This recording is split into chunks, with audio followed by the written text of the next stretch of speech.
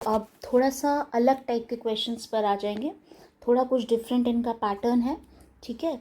जैसे कि अगर आपको प्रिंट करना है, अगर आपको कुछ ऐसा प्रिंट करना है तो सबसे इम्पॉर्टेंट थिंग, ऐसा क्वेश्चन आपके सामने आते ही है घबराहट होना, डर लगना, तो प्लीज़ वो नहीं लगना चाहिए। इसमें डरने जैसी कुछ भी नहीं है।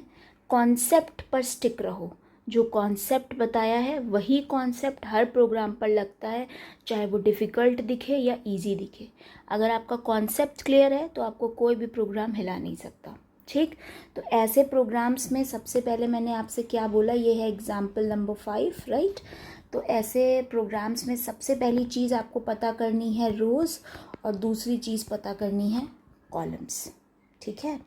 तो अब अगर रोज़ देखी जाए तो कितनी है, रो 1, रो 2, रो 3, रो 4 और रो 5, तो 5 रोज़ हैं, क्लियर।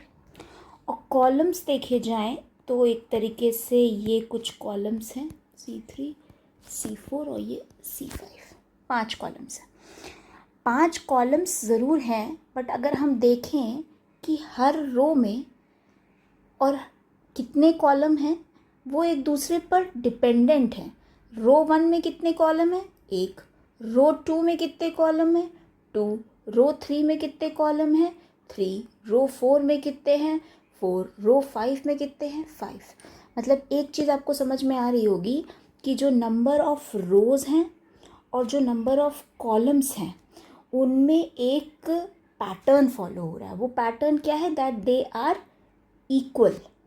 इक्वल मतलब रो 1 के लिए कॉलम्स कितने हैं, 1। रो 2 के लिए कॉलम्स कितने हैं, 2।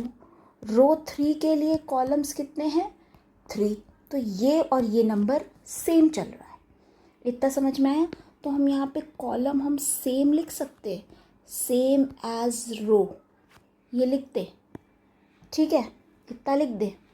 इतना लिखने के बाद अगर अब हम प्रोग्राम बनाने की कोशिश करें तो हमें दूसरी चीज़ जो हमें इस तरह के प्रोग्राम्स में ध्यान देनी है, इनर और आउटर लूप, ठीक। तो कॉलम्स क्या होते हैं, इनर लूप होते हैं, और रोज़ क्या होती हैं, आउटर लूप होती हैं। तो बहुत ही सिंपल है, मैं पहले एक आउटर लूप चलाऊंगी, for i is equals to 1, i is less than equals to 5 and i plus plus, ठीक। इतने भी किसी को कोई डाउट नहीं। ये 5 यहाँ है, ये 5 यहाँ है, आउटर के लिए चलाना था, मैंने आउटर के लिए चला दिया। अब मुझे चलाना है इनर लूप, वो मैं चलाऊंगी j से। j is equals to 1, j is less than equals to, मैंने लिखा है same as row, same as row. तो रो क्या है, i है, तो यहाँ पर i लिख सकते हैं, i लिख देते हैं। सेम बोला ना, सेम एज रो, तो मैंने इसको जो भी j की वैल्यू हो, जो भी i की वैल्यू हो उतने तक ही चलाओ, सीधी सी बात। हमें नहीं पता कितनी बार चलाना, हमें इतना पता है कि सेम एज रो चलाना है। तो सेम एज रो चलाना है तो i की वैल्यू जो है वो यहाँ पे लिख दो। यहाँ 1 2 3 4 लिख दोगे तो गलत हो जाएगा, इसीलिए क्या लिख देंगे हम, i लिख देंगे। जो i है वही j है, सिंपल। कोई इसमें इफ़ एंड बट नहीं है, क्योंकि अभी हमने ये सब पहले पता किया कि रो कितने हैं, 5, कॉलम कितने हैं, सेम एज रो। तो सेम एज रो का मतलब i लिख दिया। अब क्या प्रिंट करना है, हमें प्रिंट करना है SOPLN एस्ट्रिक, और फिर हमें इसको बंद करने के बाद SOPLN नेक्स्ट लाइन में आ जाना है। नेक्स्ट लाइन में आ गए और इसको बंद कर दिया। ये पूरा लिखने के बाद क्या होगा, हमारा ऐसा पैटर्न प्रिंट हो जाएगा। अब होगा कि नहीं भाई ये भी देख लेते हैं। सबसे पहले है i की वैल्यू 1, i की value is less than equals to 5, true. तो हम j में आते हैं, ठीक है, j में आएंगे। j की वैल्यू कितनी है, 1, and j is less than equals to i, that is 1 is less than equals to 1, true. True है तो मैंने क्या प्रिंट कर दिया, एस्ट्रिक प्रिंट किया। j की वैल्यू अब हो गई 2, 2 is less than equals to 1, false. False हुआ तो हम कहाँ आ गए, यहाँ पर आ गए। यहाँ पर आ गए और हमने देखा कि नेक्स्ट लाइन लिखा है तो हमारा कर्सर यहाँ आ गया। अब हमारे i की वैल्यू बढ़ गई और i की वैल्यू हो गई 2। 2 is less than equals to 5। True, एकदम सही जवाब। j की वैल्यू कहाँ से शुरू हो रही है, 1 से। 1 is less than equals to 2। अब देखो ये 1 is less than equals to 2 क्यों लिखा है, क्योंकि j के अंदर जो वैल्यू वो चेक हो रही है, j is less than equals to i। तो क्या 1 is less than equals to 2? True, तो आप एक स्टार प्रिंट कर दीजिए। कर दिया। j की वैल्यू हो गई 2। 2 is less than equals to 2। True, तो फिर से एक स्टार प्रिंट कर दीजिए। कर दिया। फिर j की वैल्यू हो गई 3। 3 is less than equals to 2। Now this is false. False हैं तो हम लूप के बाहर आए और हमारा SOPLN कमांड है तो हमारा कर्सर यहाँ आ गया। i की वैल्यू हो गई है अब 3।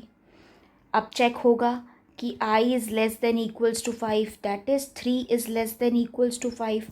ट्रू, तो j की वैल्यू क्या हो जाएगी, 1। j is less than equals to i, that is 1 is less than equals to 3। है ऐसा? ट्रू, तो यहाँ पर एक स्टार प्रिंट हो जाएगा। फिर 2 आएगा, फिर एक स्टार प्रिंट हो जाएगा। फिर i की वैल्यू 3 होगी, एक और स्टार प्रिंट हो जाएगा। फिर i की वैल्यू 4 हो जाएगी, कंडीशन फॉल्स हो जाएगा, हम नेक्स्ट लाइन में आ जाएंगे। और इस तरह करते करते हम अपना पूरा पैटर्न प्रिंट कर लेंगे, जो कि है कुछ ऐसा। ठीक, तो अब इसमें समझने वाली बात ये है कि जब आपके पास ऐसा कोई प्रोग्राम आए तो डरने की बिल्कुल भी आवश्यकता नहीं है। सबसे पहले पता करना है वही सेम चीज़ रोज़ और वही सेम चीज़ कॉलम्स। ये पता कर लिया। जब आपने ये पता कर लिया तब अब आपको ध्यान से देखना है कि रोज़ तो 5 थी, ठीक है, बट कॉलम्स जो थे वो रो के बराबर ही थे। पहले रो में सिर्फ एक ही कॉलम थी, दूसरे रो में 2 कॉलम थी, तीसरे रो में 3 कॉलम थी, चौथे रो में 4 कॉलम थी और पांचवें रो में 5 कॉलम थी। तो इसका मतलब कॉलम जो था वो सेम एज रो था। तो इसीलिए हमने जो ये लूप यहाँ पे चलाया कॉलम वाला, वो हमने क्या चलाया, i तक चलाया, क्योंकि एक बार i की वैल्यू यहाँ स्टोर थी, उसी से चला लिया। 1 2 3 4 लिखते तो गलत हो जाता। ठीक, इतना समझ में आया। और फिर हमने अंदर एस्ट्रिक प्रिंट कर दिया और नेक्स्ट लाइन की तो नेक्स्ट लाइन प्रिंट करते हैं। Now this is a little bit different type of question, but इसको 3 से 4 बार देखो, समझो। बहुत ही इजी है, परेशान होने की, डरने की, घबराने की ज़रूरत नहीं है। 2-3 बार देखोगे तो तुमको खुद से समझ में आ जाएगा कि एग्जैक्टली इसमें क्या हो रहा है। क्लियर? ओके ओके, अभी हमने एग्जाम्पल 5 देखा, ठीक है। अब एग्जाम्पल 6 देखते हैं। ये बहुत हद तक सिमिलर है आपके एग्जाम्पल 5 से। इसमें आपको प्रिंट करना है 1 1 2 1 2 3 1 2 3 4 1 2 3 4 5। अब अगर ध्यान से देखो, बन तो वही सेम चीज़ रही है, ठीक है, वैसा ही एक ट्रायंगल बन रहा है जैसा वो स्टार में बना था, बस यहाँ पर स्टार की जगह नंबर्स आ गए। तो फिर आप लोगों को वही सेम प्रॉब्लम होगी, घबराहट और सेंसेशन होगी अलग अलग टाइप की बॉडी में, राइट। तो वो सारी सेंसेशंस ना फील करते हुए मैंने बोला है आपको, आप अपने कॉन्सेप्ट पर स्टिक रहेंगे। कॉन्सेप्ट से इधर उधर नहीं जाना है, बिल्कुल डरना नहीं है। तो पहले पता करने हैं रोज़ और फिर पता करने हैं कॉलम। रो कितनी है, 1 2 R1 R2 R3 R4 and R5, तो 5 रोज़ है। और कॉलम्स कितनी है, फिर वही वाली बात है कि पहली वाली रो में 1 कॉलम है, दूसरी वाली रो में 2 कॉलम है, तीसरी वाली रो में 3 कॉलम है, चौथी वाली रो में 4 कॉलम्स है और पांचवी वाली रो में 5 कॉलम्स है। मतलब दोनों में सिमिलैरिटी क्या है कि दोनों इक्वल है, तो सेम एज रो। ठीक, सिंपल। अब दूसरा कॉन्सेप्ट क्या बताया था, दूसरा बताया था कि कॉलम्स प्रिंट करने के लिए इनर लूप होता है और रोज प्रिंट करने के लिए आउटर लूप होता है। तो पहले चलाएंगे भाई आउटर लूप। तो आउटर लूप कैसे चलाते हैं, फॉर से चलाया, for I is equals to 1, I is less than equals to what? 5, I plus plus कर दिया। फिर इनर लूप में आए, इनर लूप कहाँ से चला आया? j इज इक्वल्स टू 1 और j किसके बराबर है? सेम एज रो की वैल्यू कहाँ स्टोर्ड है? i में, तो i तक चला दिया और कर दिया j प्लस प्लस। सिंपल। अब यहाँ समस्या वापस से आ गई, फिर वही बॉडी में सेंसेशंस फील हो रही हैं कि अब प्रिंट कैसे करें। यहाँ तो स्टार और हैश प्रिंट करना था, अब कुछ नया आ गया, ये 1 1 2 1 2 3 4, अब क्या करें? तो कुछ भी डरने की आवश्यकता नहीं है, SOPLN J प्रिंट कर दो। क्यों प्रिंट कर दें? फिर देखो मैंने वही वाली गलती करी, SOPLN नहीं, यहाँ पे क्या होगा? SOP J प्रिंट कर दो और फिर नीचे आओ SOPLN कर दो और इसको बंद कर दो। अब भाई मैंने J क्यों प्रिंट किया? मैंने J इसलिए प्रिंट किया क्योंकि यही वैल्यू तो बार बार बढ़ रही है।